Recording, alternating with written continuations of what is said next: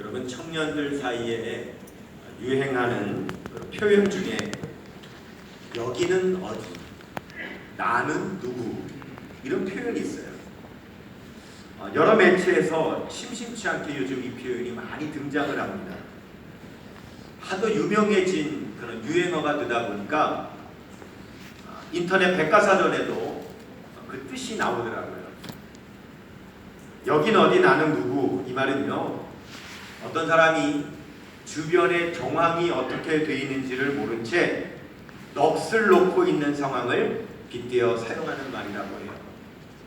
여러분, 이 그림에서 보듯이 외국에서 살다 온 청년이 군대 훈련소를 가니 정신이 없는 거죠.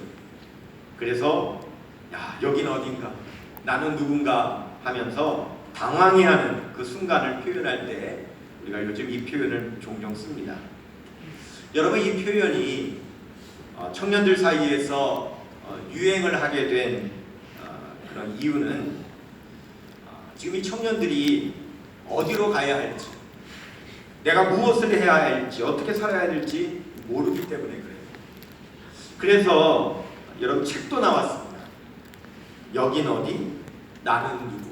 저 위에 보니까 오늘도 헤매고 있는 당신을 위한 길치 완전 정복 프로젝트, 이렇게 되어 있어요.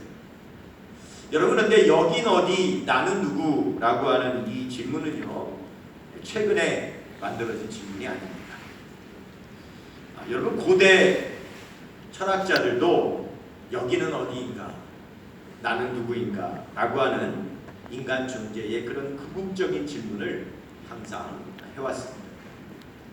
여러분, 오늘 본문 말씀에도 보면 바로 이러한 질문이 나오는데요, 그것도 한 번 나오는 것이 아니라 무려 4번이나 반복해서 이 질문을 하고 있고, 그것도 한 사람에게 집중해서 계속 질문하고 있는 것을 보게 돼요. 요한복음 1장 19절 말씀해 보니까 같이 볼까요? 유대인들이 예루살렘에서 제사장들과 레위인들을 요한에게 보내요. 뭐라 그랬어요? 내가 누구냐 물을 때에 요한의 질문이 이러하니라. 내가 누구냐 이렇게 물었어요. 근데 한 번만 물은 게 아닙니다. 또 묻습니다. 21절이요. 시작. 또 묻되 그러면 누구냐? 내가 엘리야냐? 이르되 나는 아니라. 또 묻되 내가 그 선지자냐? 대답하되 아니라. 여러분, 22절에도 또 묻습니다. 또 말하되 누구냐? 우리를 보낸 이들에게 대답하게 하라. 너는 내게 대하여 무엇이라 하느냐? 이렇게 질문해요. 여러분, 이 질문은 이스라엘의 지도자들, 권력자들이 세례 요한을 향해서 한 질문이에요. 여러분, 예나 지금이나 군중들에게 영향을 끼치는 새로운 인물이 등장하면 항상 기존의 기득권자들은 긴장을 하게 되고, 그가 어떤 사람인지 알아보기 위해서 사람을 보내서 조사하기 마련이에요. 그래서 제사장들과 레위인들이 이 새롭게 등장한 새로운 인물, 사람들이 추정하는 세례 요한이 도대체 누구인지를 알기 위해서 사람을 보냈어요. 그리고 세례 요한에게 물은 것이죠. 첫 번째로 물었어요. 네가 누구냐? 그렇게 물었어요. 여러분, 요한복음 1장 19절에 보면은요, 다시 같이 읽습니다. 유대인들이 예루살렘에서 제사장들과 레위인들을 요한에게 보내어 내가 누구냐 물을 때에 요한의 증언이 이러하니라 그랬어요. 내가 누구냐? 그렇게 물었을 때 요한이요, 이렇게 대답을 하죠. 20절입니다. 시작. 요한이 드러내어 말하고 숨기지 아니하니 드러내어 하는 말이 나는 그리스도가 아니라 한데 그랬어요. 근데 여러분, 이 질문에 대한 대답이 조금 이상해요. 사람들은 그냥 내가 누구냐 이렇게 물었어요. 그런데 이 세례 요한은 특별히 묻지도 않은 나는 그리스도가 아니라 이런 대답을 해요. 네가 그리스도냐 이렇게 물었다면 나는 그리스도가 아니다 이렇게 대답을 하는 것이 맞을 텐데, 그냥 너는 누구냐 이렇게 물었는데 나는 그리스도가 아니라 그렇게 대답을 한다. 왜 세례 요한이 이런 대답을 했을까? 이것을 알기 위해서는 당시의 시대적인 그 상황을 배경을 우리가 좀 알 필요가 있어요. 여러분, 당시 이스라엘은 오랜 세월 동안 다른 대제국에 의해서 항상 식민 지배를 받아왔죠. 처음에는 아수르와 바벨론의 지배를 받았어요. 그러다가 헬라 제국이 일어났을 때는 또 헬라 제국의 지배를 받았고, 로마 제국이 일어났을 때는 지금 현재 이 말씀 가운데 현재의 로마 제국의 지배를 받고 있는 상황이에요. 여러분, 식민 지배라는 게 어떻습니까? 우리도 일제히에서 얼마나 오랫동안 식민 지배를 받아왔습니까? 식민 지배를 당하면은요, 온갖 억압과 수탈을 당하게 되어 있는 거예요. 그 서러움 속에 살아야 되는 것이 여러분, 식민 지배 당하는 백성들의 현실이에요. 이스라엘 백성도 지금 서러움 가운데 있어요. 계속되는 식민 지배 가운데 고통받고 있어요. 그렇지만 그럼에도 불구하고 이스라엘 백성들이 한 가지 소망을 갖고 있는 것은 뭐냐면, 구약의 선지자들이 예언을 했기 때문이에요. 너희가 억압을 당할 것이다. 너희가 포로로 사로잡혀 갈 것이다. 너희가 지배를 당할 것이다. 그렇지만 기다려라. 왜냐하면 너희를 구원해 줄 구원자가 올 것이다. 메시아가 올 것이다. 그리스도가 올 것이다. 그가 오면 너희를 핍박하는 자들을 멸망시킬 것이고 너희들을 해방시켜 주실 것이다 라고 하는 그 예언의 말씀이 그들에게 유일한 소망이었어요. 그래서 항상 기대하고 있었어요. 그러다 보니까 항상 특별한 인물이 등장할 때마다 유대인들은 혹시 이 사람이 그 예언된 메시아가 아닐까, 보내주시겠다고 약속하신 그 그리스도가 아닐까, 항상 그런 기대감을 갖게 되는 것이죠. 이스라엘의 권력자들도 그 사실을 너무나도 잘 알고 있었기 때문에 특별한 인물이 등장하면 정말 그가 그리스도인지 아니면 그동안에도 그런 사람들이 많이 일어났었던 것처럼 자칭 구원자다, 자칭 메시아다, 자칭 그리스도라 하지만 그러나 혹세무민하는 그런 사기꾼에 불과한지 그들도 알아야 될 필요가 있었기 때문에 조사를 하는 거죠. 세례 요한은 사람들의 질문에 그런 뜻이 담겨 있다는 것을 잘 알기 때문에 묻지도 않았지만 대답하는 거예요. 나는 그리스도가 아니다. 그렇게 대답을 했어요. 그러자 또 두 번째 질문을 하죠. 여러분, 요한복음 1장 21절 상반절에 보니까요. 시작. 또 묻되 그러면 누구냐? 내가 엘리야냐? 이르되 나는 아니다. 두 번째는 뭐라고 묻냐면 누구냐? 내가 엘리야냐? 이렇게 물어요. 또 이건 무슨 질문일까? 여러분, 여기에도 배경이 있어요. 구약의 예언서는요, 말라기서로 마지막으로 끝나죠. 그런데 여러분이 말라기서에서 끝난 다음에 신약 시대로 넘어오는 데까지 무려 400년의 시간이 걸립니다. 우리는 구약 성경 마지막 말라기 4장에서 마태복음 1장까지, 복음서 1장까지 넘기는데 1초면 돼요. 1초. 근데 여러분이 1초 넘기는 이 장수가 걸린 시간이 400년이에요. 그러니까 여러분, 우리는요, 이 한 장 넘길 때 400년 걸려서 넘겨야 되는 거예요. 사실. 이 안에는 400년의 공백이 존재해요. 하나님의 예언이 멈춘 시간이 400년이기 때문에 이 기간을 우리가 침묵기라 이렇게 부르기도 하죠. 이 기간 동안에 이스라엘 백성들은 특별히 말라기 마지막 장에, 즉 예언이 끝난 그 마지막 예언 중에서도 마지막 예언에 집중하고 있었어요. 관심이 있었어요.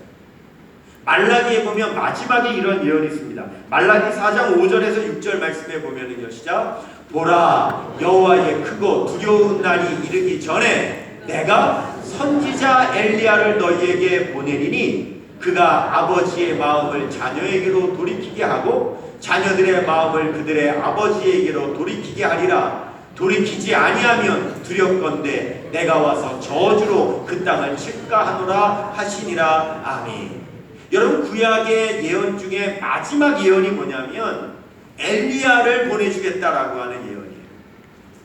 그렇기 때문에 이 이스라엘 백성들도 혹시 그러면 네가 그 보내주시겠다고 하는 엘리야냐 이렇게 물은 거예요. 거기에 대해서도 세례 요한은 나는 엘리야가 아니다 그렇게 대답을 했어요. 그러자 이번에는 또 세 번째 묻습니다. 요한복음 1장 21절 하반절 보시면 시작. 또 묻되 내가 그 선지자냐 대답하되 아니라 그랬어요. 그러면 또 이 질문은 뭐냐? 네가 그 선지자냐? 이게 무슨 말이냐? 유대인들은 또 관심을 갖고 있는 또 예언 하나가 있었어요. 여러분 이스라엘 백성들이 가장 존경하는 사람이 누구냐면 모세예요. 이 모세가 창세기, 출애굽기, 레위기, 민수기, 신명기, 모세 5경을 썼는데 율법서죠. 그런데 놀랍게도 이 율법서 안에 그 존경하는 모세가 예언을 하나 해놨어요. 그럼 여러분 이 모세가 예언을 했으니 얼마나 이스라엘 백성들이 그 예언을 귀하게 여기겠어요. 그럼 그 예언이 뭐냐? 신명기 18장 15절 말씀에 보면은요. 시작. 내 하나님 여호와께서 너희 가운데 내 형제 중에서 너를 위하여 나와 같은 선지자 하나를 일으키시리니 너희는 그의 말을 들을지니라. 이렇게 예언을 해요. 여러분 모세가 무슨 예언을 하냐면 앞으로 너희를 위하여서 나와 같은 선지자 하나를 일으킬 것이다. 이게 무슨 말이에요? 바꿔서 말하면 나와 같은 선지자니까 모세급의 선지자를 보내주시겠다고 하는 예언. 여러분 선지자도요 급이 있어요. 그런데 여러분 모세 같은 선지자를 보내주시겠다고 하니 또 얼마나 그 예언에 기대감을 갖고 있겠어요. 그런데 세례 요한이 등장하니까 묻는 거예요. 네가 그 선지자냐? 모세가 말한 예언한 그 모세급의 선지자가 너냐? 라고 물었어요. 거기에 대해서도 세례 요한은 나는 아니라. 자꾸 아니라고 대답을 하니까 이 답답해진 사람들이 마지막 네 번째로 한 번 더 묻습니다. 요한복음 1장 22절 시작. 또 말하되 누구냐? 우리를 보낸 이들에게 대답하게 하라. 너는 내게 대하여 무엇이라 하느냐? 여러분 한번 따라 볼까요? 너는 내게 대하여 무엇이라 하느냐? 옆 사람한테 한번 물어보세요. 당신은 당신에 대하여 무엇이라 합니까? 한번 물어보세요. 당신은 당신에 대하여 무엇이라 합니까? 무엇이라? 여러분 이게요 그냥 성경에 있는 것과 실제 해보는 건 달라요. 누가 여러분에게 당신은 당신에 대해서 무엇이라 합니까? 라고 하면은요 대답하기가 굉장히 어렵습니다. 여러분은 대답할 수 있습니까? 내가 누군지, 나는 어디에 있는지 여러분 정확하게 대답할 수 있나요? 이렇게 말하는 거죠. 답답하니까 자꾸 아니라고 하니까 그럼 내가 누군지 네 입으로 직접 밝혀라.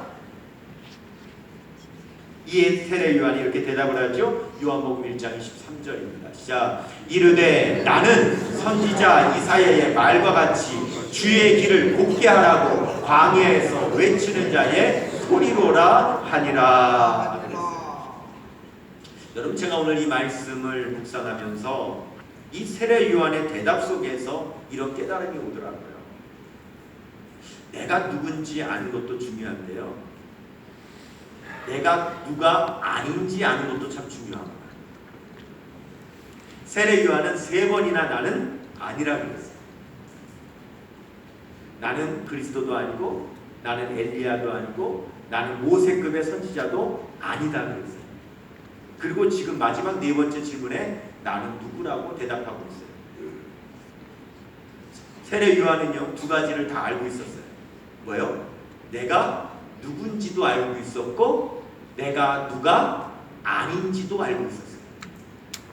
이게 굉장히 중요해요.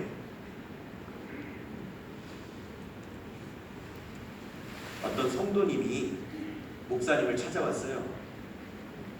목사님, 제가 이번에 선거에 나가려고 합니다.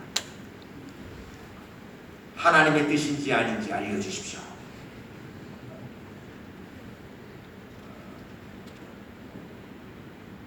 혹시 그런 분이 계시다면 절대 저에게는 와서 묻지 마시기를 부탁을 드립니다. 세상에 곤란한 점. 이 목사님이 참 곤란했어요.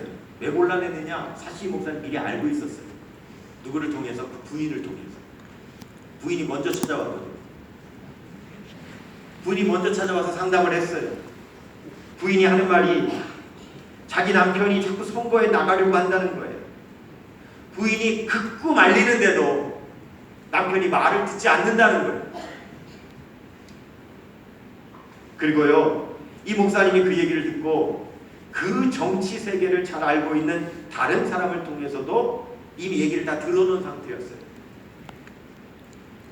국회의원 뭐 이런 선거가 아니었고요. 무슨 선거냐면 조합장 선거였거든요.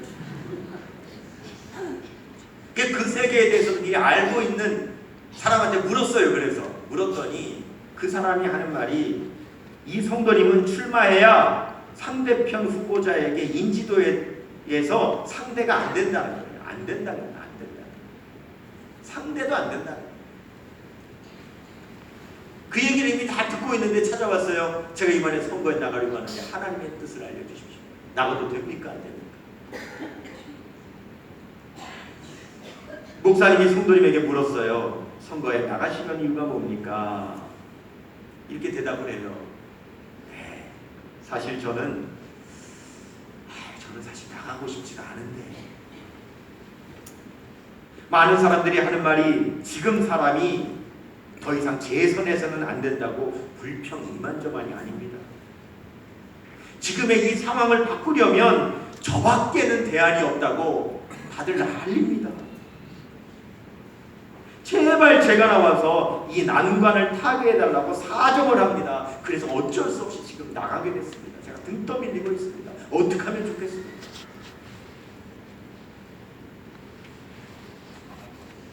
그 말 들은 목사님이, 그럼 성도님, 제가 기도해보고 제가 나가라 그러면 나갈 거고 제가 나가지 말라고 하면 안 나갈 겁니까? 하는 말이 목구멍까지 올라오는데 차마 못하겠대요. 왜냐하면 그 성도님은 이미 목사님에게 듣기 원하는 말을 정해놓고 나왔어요. 목사님이 그분을 위해서 기도하겠습니다. 그리고 기도하는데 하나님께서 계속 주시는 말씀이 있더래요. 시편 49편 20절, 존귀하나 깨닫지 못하는 자는 멸망하는 짐승 같도다.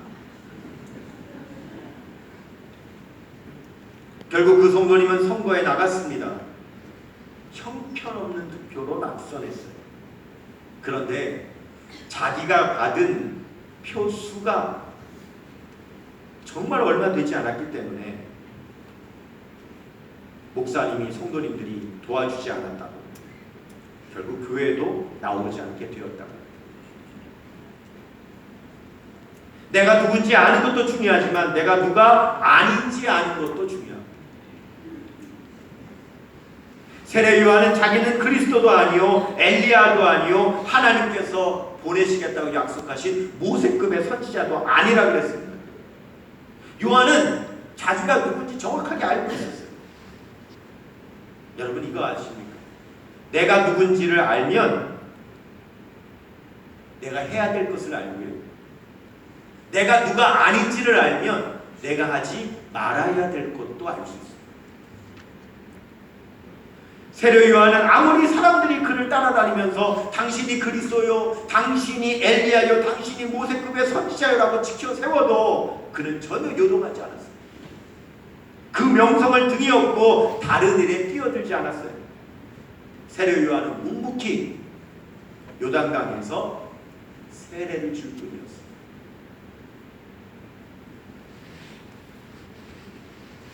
이제 그들의 질문, 너는 내게 대하여 무엇이라 하느냐? 라고 하는 질문에 대답할 때가 되었지요. 세례 요한은 이사야 선지자의 예언을 인용해서 대답을 합니다. 요한복음 1장 23절이요. 시작. 이르되 나는 선지자 이사야의 말과 같이 주의 길을 곱게 하라고 광야에서 외치는 자의 소리로라. 세례 요한은 첫 번째, 나는 주의 길을 곱게 하는 자다. 구원자 메시아 그리스도가 오시는 길을 곱게 하는 사람이다. 여기서 곧게 한다라고 하는 말은 헬라어로 유디노라고 하는 단어인데요, 신약 성경에 딱 2번 나오는 단어. 근데 여기 한 번 나오는 거예요. 근데 이 말은 무슨 뜻이냐면 평탄하게 한다라고 하는 뜻이 있어요. 평평하게 한다, 울퉁불퉁한 것을 평평하게 한다. 즉 우리 예수님께서 우리 메시아 그리스도가 오시는 길을 나는 평평하게 하는 사람이다. 그러면 어떻게 평평하게 할까요? 무엇으로 평평하게 할까요? 주의 길을 곱게 하라고 광야에서 외치는 자의 소리로라 그랬습니다. 세례 요한은요 소리로 주의 길을 곱게 하는 사람이라는 거예요. 톰 라이트라고 하는 신학자가 이런 비유를 들었어요. 꽉 막혔어요. 길이 꽉 막혔는데 앰뷸런스가 가야 되는데 길이 막혀 있으니까 못 가잖아요. 그때 여러분 앰뷸런스가 사이렌을 울리는 거죠. 삐뽀삐뽀하고 막 사이렌을 울리면은요, 여러분 보세요. 구급차에서 사이렌 소리를 울리면 소리가 구급차보다 앞서갑니다. 그러면 그 소리를 듣고 차들이 비키면 그 사이로 구급차가 가는 거예요. 이 톰 라이트라고 하는 신학자는 세례 요한이 나는 주의 길을 평탄케 하라고 광야에서 외치는 자의 소리로라는 것을 이렇게 사이렌에 비유했어요. 사이렌이 구급차보다 앞서가니까 그 소리를 듣고 사람들이 길을 비킴으로 구급차가 편안하게 갈 수 있도록 만들어주는 그 사이렌이 바로 세례 요한이 말하는 소리라는 거예요. 저는 현대적으로 아주 의미 있는 비유라고 생각해요. 세례 요한은 자기가 누군지를 알았어요. 자기가 누군지를 아니까 자기가 해야 될 일을 제대로 아는 거예요. 세례 요한은 자신을 소리라고 했어요. 소리는요 뜻을 전달하고 나면 사라지는 거예요. 여러분 누구하고 대화하는데 상대방의 이야기를 듣잖아요. 그러면 상대방의 이야기를 들으면 상대방의 뜻은 내 머리에 남아 있어야 되지만 상대방이 말한 소리는 내 귀에서 들리고 사라져야 돼요. 그런데 그 소리가 계속 들려. 안 사라져. 그럼 어떻게 될까요? 어떻게 되겠어요? 소리가 안 사라지고 계속 들리면 어떻게 되겠어요? 그 소리가 계속 들리고 미치는 거죠. 소리는요 사라져요. 소리는 한 번 들려서 그 상대방의 뜻을 전달했으면 소리는 사라져야 돼요. 예수님만 남으면 되는 거예요. 예수님을 전달한 소리는 사라져야 된다는 거죠. 세례 요한은 그런 사람이었습니다. 이제 세례 요한은 자신이 누구인지 말하는 것조차도 이제는 절제하면서 이어서 차라리 주님을 더 높이고 있습니다. 요한복음 1장 26절에서 27절 봅니다. 요한이 대답하되 나는 물로 세례를 베풀거니와 너희 가운데 너희가 알지 못하는 한 사람이 섰으니 곧 내 뒤에 오시는 그이라 나는 그의 신발끈을 풀기도 감당하지 못하겠노라 하더라. 요한은 예수님의 길을 이렇게 평탄하게 한다는 거예요. 첫째, 나는 물로 세례를 베풀거니와. 여러분 물로 세례를 베푼다는 게 뭘까요? 물로 세례를 베푼다는 것은요 회개의 세례라고 했어요. 바꿔서 말하면 요한이 물로 세례를 베푸는 것은 사람들을 회개하게 만드는 거라. 그 세례 요한이 뭐라고 외치고 다녔어요? 회개하라 천국이 가까웠느니라. 그 사람들에게 당신 죄인이야. 당신 그러니까 회개해야 돼. 이것을 깨닫게 하는 일을 했다는 거예요. 왜 그래요 여러분 보세요. 사람들이 죄인이라는 사실을 깨달아야 구원자가 오시면 그 구원자를 믿을 거 아니에요. 그것이 세례 요한의 역할이에요. 그것이 주님의 길을 평탄하게 하는 거예요. 사람들이 죄인이라는 것을 깨달아야 메시아가 오시면 구원자가 오시면 아멘하고 믿을 거 아닙니까? 그것이 세례 요한이 하는 역할이라는 거예요. 그래서 나는 물로 세례를 베푼다. 두 번째, 곧 내 뒤에 오시는 그이라 나는 그의 신발끈을 풀기도 감당하지 못하겠노라 그랬어요. 세례 요한은요 나는 예수님의 신발끈도 못 풀어줄 사람이다. 여러분 예수님께서 세례 요한을 어떻게 평가했는지 아세요? 누가복음 7장 28절에 보면요, 볼게요. 시작. 내가 너희 중에 말하노니 여자가 낳은 자 중에 요한보다 큰 자가 없도다. 혹시 여기 계신 분들은 누가 낳으셨나요? 다 여자가 낳으셨나요? 근데 여기 있는 그 어떤 사람들도 예수님보다 큰 사람, 아니 세례 요한보다 큰 사람이 없다는 거예요. 여자가 낳은 자 중에 세례 요한이 가장 크다고 우리 예수님께서 말씀하셨어요. 그렇게 세례 요한은 인정받는 사람이에요. 세례 요한은 그런 사람이었어요. 우리가 이미 본 요한복음 1장 앞에도 보면은요, 6절에 보니까요, 진짜 하나님께로부터 보내심을 받은 사람이 있으니 그의 이름은 요한이라. 요한은 어떤 사람이래요? 하나님께로부터 보내심을 받았대요. 또 요한은 어떤 사람이요? 이미 앞에서 말했어요. 1장 8절이요. 시작. 그는 이 빛이 아니요 이 빛에 대하여 증언하러 온 자라. 여러분 보세요. 세례 요한이 이런 사람이에요. 여자가 낳은 자 중에 가장 큰 자고요, 하나님께서 보내신 자고요, 빛을 증언하는 자래요. 얼마나 위대합니까? 그런데 그런 세례 요한이 뭐라 그래요? 나는 예수님 신발끈을 풀기도 감당하지 못할 자다. 사람들은 지금 세례 요한을 높이 보고 있지만 그 세례 요한은 예수님 앞에 자신을 계속 낮추고 있어요. 어떻게 될까요? 상대적으로 우리 예수님이 더 높아지시겠죠. 이거 아세요? 높은 사람이 그 사람에 비하면 내가 아무것도 아닙니다. 그러면 사람들은 내가 높이는 사람을 향하여 더 관심을 갖고 높이 보게 되어 있는 거죠. 세례 요한은 어느 정도로 낮아졌느냐? 요한복음 3장 30절 말씀에 이렇게 고백을 하죠. 시작. 그는 흥하여야 하겠고 나는 쇠하여야 하리라. 이렇게까지. 제가 가끔 결혼 주례를 하잖아요. 그런데 여러분, 결혼식장의 주인공은 제가 아닙니다. 저는 제가 누가 아닌지를 압니다. 결혼식장에서 제가 주인공이 아니라는 걸 압니다. 주례자는 주인공이 아니에요. 주례자는 신랑 신부의 결혼의 길을 평탄하게 하는 사람입니다. 결혼식이 잘 진행될 수 있도록 그렇게 인도하면 되는 거예요. 그래서 결혼식이 잘 맞춰지면 끝나자마자 저에게 마지막 사명이 한 가지가 더 주어져 있습니다. 뭐냐면 결혼식 마치자마자 신랑 신부하고 사진 찍는 거예요. 그러면 제가 딱 쓰면 신랑 신부가 제 앞에 와서 서죠.